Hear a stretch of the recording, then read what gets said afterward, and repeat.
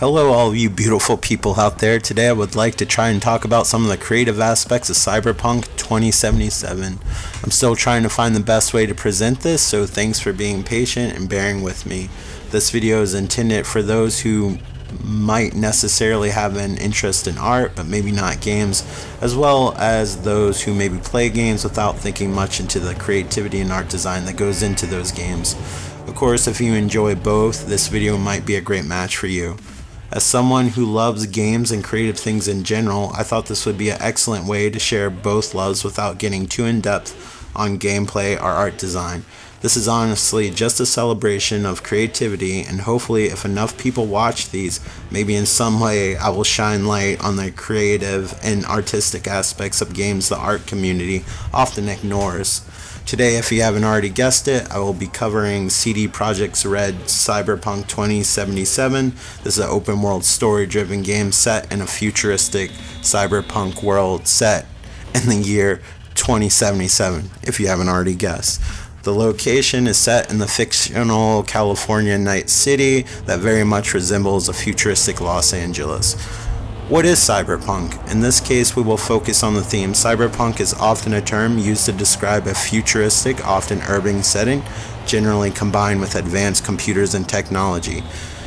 It is often a gritty look, and in my opinion, looks 80s inspired, as many films such as the incredible Blade Runner and other earlier cyberpunk films have helped nail down the aesthetic.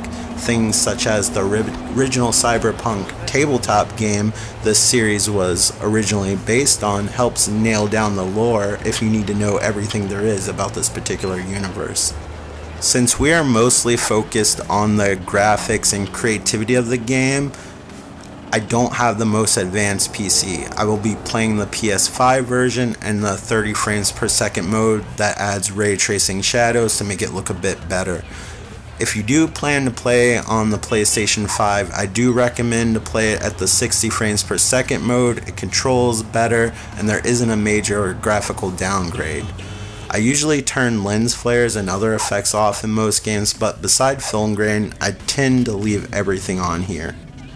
I love how the environmental lights reflect off the camera lens, creating unique looking representations of lens flares. It really adds an element for me that adds extra layers of immersion. I feel like I can swipe the illuminated neon condensation off of the surfaces of the game at times because the environments have so much love, detail, and intention put into them. They just feel real sometimes. Things like the police car siren lights are almost blinding, as they should be. In real life they would be disorienting, and games don't often capture that. The light, despite only using less advanced techniques on console than PC at its highest settings, it does an excellent job of reflecting a decent amount of light on everything with serviceable accuracy, including the player, cars, and weapon models. Speaking of models, I love how thought out everything in this world is. It makes me want to slowly walk around and explore everything. Though you might find reused assets from time to time, there's so much stuff and so many things to see, you really don't notice it unless you really look. Things are also intelligently spread out. Let's be honest, even in real life, we come across the same things in different areas all the time. Weapon models are top-notch in detail as far as I'm concerned. Often in futuristic games, I see science fiction weapons looking like gigantic Nerf guns or super soaker squirt guns. You can't look at them and see how they work most of the time with that aesthetic. I get it for extraterrestrial weapons, but I think I prefer how most of the weapons are designed here in this game. You can visually see how they are manufactured, from the seams, screws that hold it together, are the interesting reload and fire animations, giving everything a tactile feel, showing you how everything works visually without ever having to explain it to you in detail. The only other time I have seen weapons this detailed are in games that have real life weapons. It's also cool that you are able to customize most things, and there are even visual changes when you do customize them where you start growing attached to your weapons and they don't break, so you get to keep them for as long as you want, so you really grow attached to them after that. There have been many times where I was sad The hell is to this? have to favor a newer weapon and let go of my older one just because the stats were higher, like I was throwing away my favorite toy. I can say the same for the vehicles. Is it weird that the default car is my favorite? I love that this game has a cockpit view, and like the weapons, without telling you, you have a general idea how the car operates just by looking at it as well as its interior. It is not uncommon for me to walk around a new vehicle to see what everything does, as that cyberpunk look often makes every car look like Doc Brown modded them for time travel, and I couldn't appreciate that aesthetic anymore.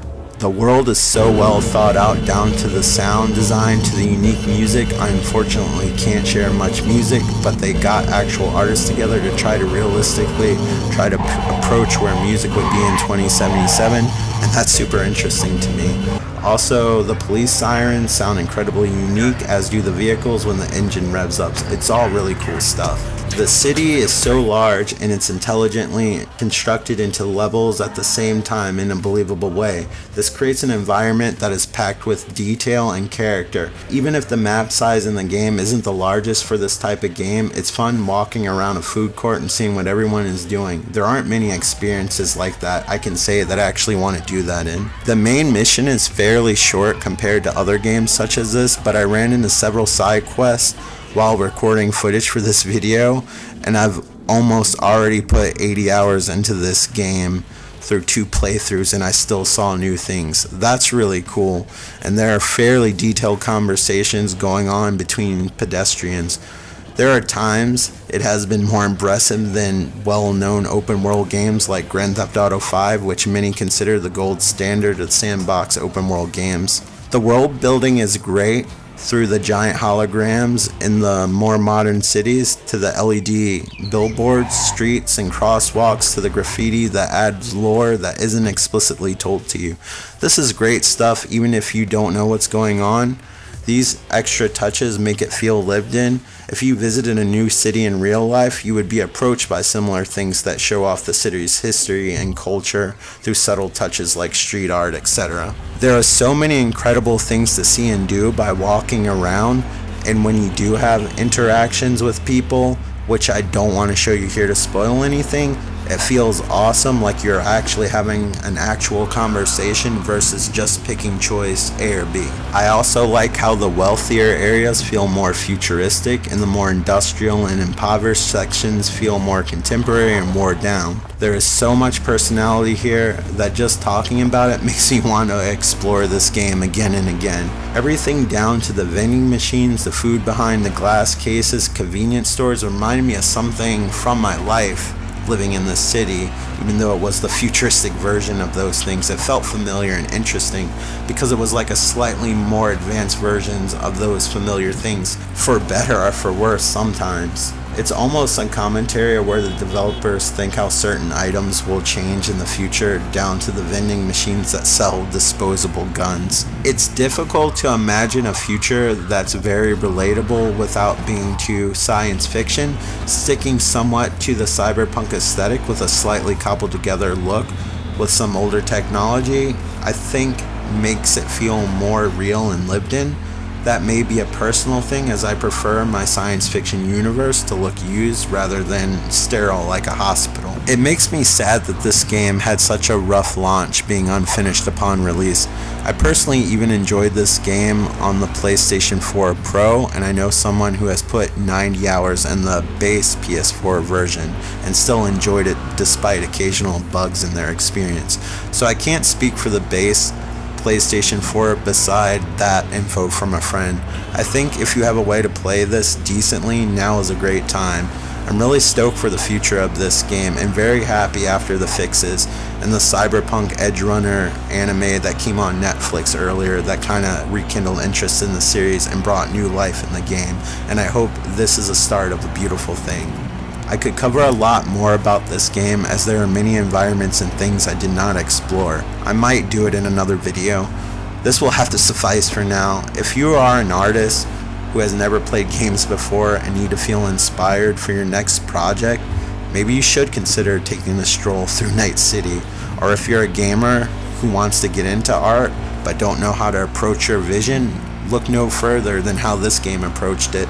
I believe there is an art book available for this game as well. Art books are incredible tools to get detailed drawings, ideas, and learn about the design process on many things, and I encourage you to seek out art books of your favorite things if art is something you're interested in. The same could be said for artists who understand art but maybe not gaming as much or at all. It's a great way to describe games artistically in a language most creative people can understand.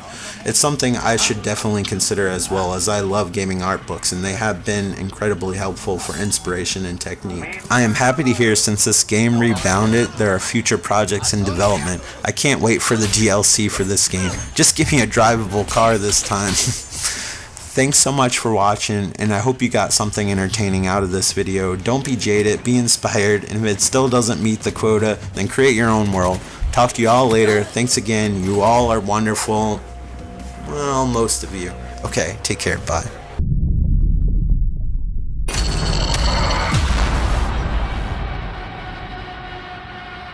If you want to, like, comment, and subscribe. Thanks for watching.